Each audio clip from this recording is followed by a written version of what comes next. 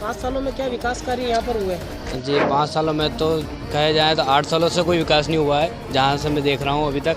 ना कि बहुत सारी समस्या है, पानी से लेके सफाई वगैरह की लेके लाइटें वगैरह की बहुत सारी समस्याएं हैं, बट अभी तक तो कोई विकास देखने को नहीं मिला।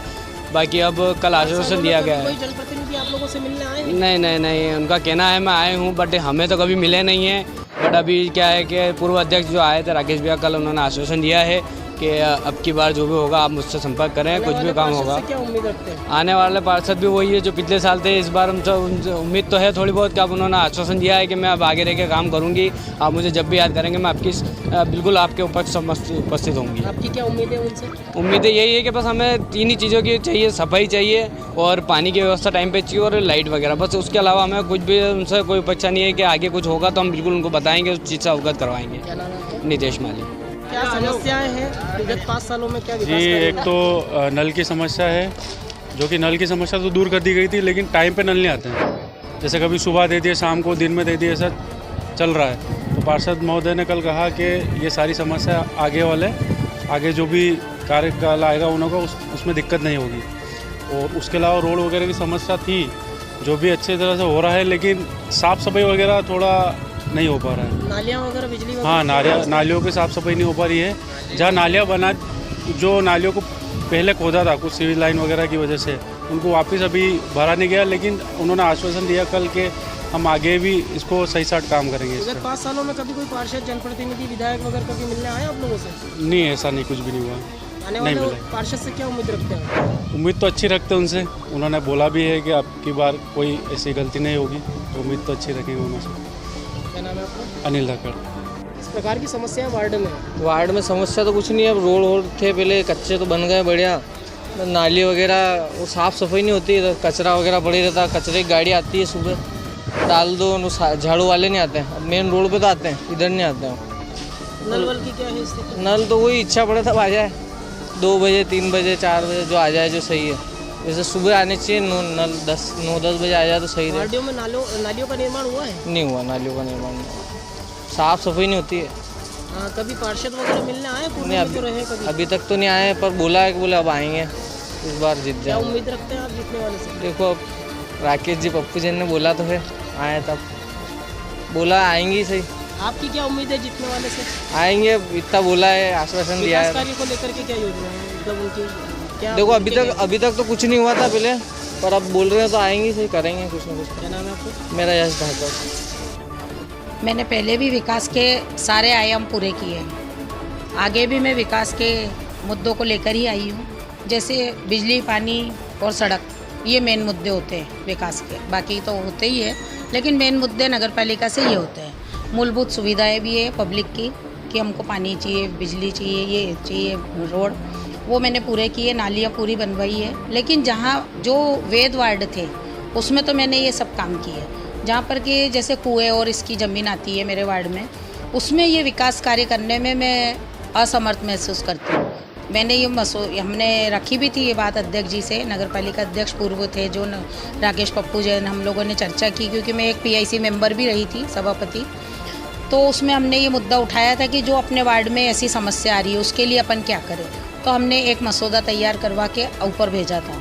वो मसौदा तैयार होकर के जब पास भी होने लगा, लेकिन कुछ कारणवश, आपको भी मालूम है, बीच में सरकार नहीं थी, तो उन लोगों ने उसको फेल कर दिया। अदरवाइज़ अगर वो मुद्दा पास हो जाता तो हमारे सब टैक्स भर के जो भी कुएं और इसकी खेत की ज़मीनें थी उसके वो टैक्सेस जमा कर देते और उसको डाइवर्ट कर देते, हम पास कर देते अपनी नगर निकाय की भूमि में, और हम उसमें रोड बनवाने में सक्षम होते हैं। क्योंकि सड़क की महत्वपूर्ण भूमिका होती है मोहल्लों में।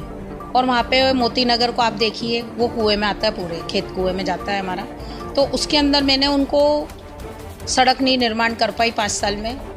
उनको मूलभूत सुविधा थी नल की, नल को भी मैं अपने प्रयासों से उनके यहाँ नल की पाइपलाइन बिछा पाई। यहाँ तक के कि वो खुद भी मेरे से रूड हो गए, क्योंकि बारिश में मैंने करवा दिया था ये काम। उन्होंने वीडियो बना करके सबको दिखाया कि आपने ये काम हमारा कर दिया, न ये हो गया। मैंने बोला आप जब इसका सुख भोगोगे आप कुछ शांत हो जाओगे।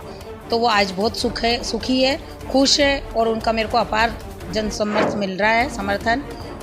दूसरी बात ईदगाह की है। ईदगाह में भी कोई उनकी पाइपलाइन, उनकी नालियाँ, किसी तरह की उनको सुविधा नहीं थी पिछले सालों में। मैंने जैसे ही मैंने पदभार लिया पार्षद का, उसके बाद मैं गई, उनकी असुविधाएं देखी। मैंने वो रोड क्रॉस करके जो अपना मेन रोड जाता है ईदगाह के आगे, वहाँ से पानी लेके अंदर जाती थी महिलाएं। उनको इतनी कठिनाई आती थी, छोटे छोटे बच्चे और उनके पीछे पीछे जाते थे। मैंने एक पाइपलाइन उनको जैसे ही ईदगाह का कोना लगता है वहाँ पर कर दी। फिर भी झगड़े हुए, उनका उससे भी पूर्ति नहीं हुई। काफ़ी घर है वहाँ, उससे पूर्ति नहीं हुई। फिर मैंने ये बात उठाई अपने परिषद में, सभापति होने के कारण अध्यक्ष जी के उसमें, कि भैया ये इनको मुद्दों को लेकर अपन जनता के बीच जा रहे हैं, आगामी क्या योजना है? मैं ये विकास के मुद्दे लेकर के जा रही हूँ कि जो खेत कुएं के हमारे मकान हैं, जो अतिक्रमण में आ रहे हैं या लोग जैसा भी उसको समझ रहे हैं, उसमें हम उनको मूलभूत सुविधाएं दें। अगर हम उनको मूलभूत सुविधाएं नहीं दे पाते हैं तो हमें वोट लेने का वहाँ से कोई अधिकार नहीं है। ये बात मैंने पिछले उसमें भी रखी थी। जैसे कि ईदगाह से जो रोड जा रहा है कब्रिस्तान के तरफ, वहाँ पे मुझे खंबे के लिए अनुमति नहीं मिली थी। मैंने ये मुद्दा उठाया था कि अगर आप अनुमति नहीं देते हो खंबे लगाने के पोल, तो फिर हम वोट लेने क्यों जाएं? वहाँ पे इतना अंधेरा रहता था। मुस्लिम वर्ग वहाँ पर, उनके वहाँ अपने यहाँ तो हिंदू वर्ग में 6 बजे हो जाता है, उसके बाद नहीं करते अंतिम संस्कार। उनके रात को भी जाते थे। वहाँ मुझे लाइट की सख्त ज़रूरत थी।